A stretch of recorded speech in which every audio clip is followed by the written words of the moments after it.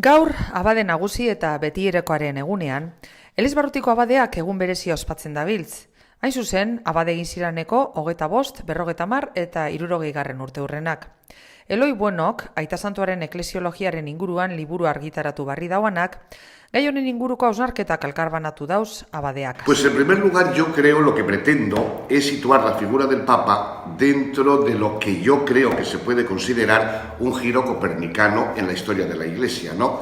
Es decir, el Papa viene, como él decía, de una diócesis del fin del mundo, y esto provoca en el conjunto de la Iglesia un cambio de perspectiva, ¿no? Sobre todo cuando estamos acostumbrados desde Europa a ver el mundo y la Iglesia en clave, podemos decir, etnocéntrica y occidentalista. Yo creo que la mirada del Papa nos hable realmente a una Iglesia mundial que tiene que afrontar el desafío de la globalización que también se plantea a nivel mundial. Pozik egon dira olako egunak aspaldiko lagunak ikusteko erea emoten dabelako.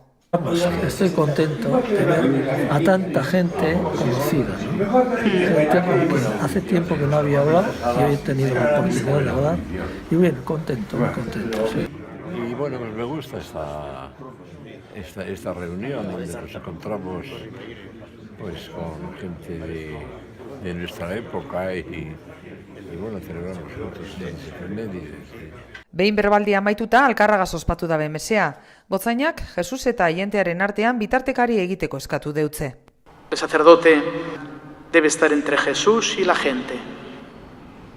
Hoy se nos hablaba de esa mediación en la charla, no de intermediarios, no de esa mediación.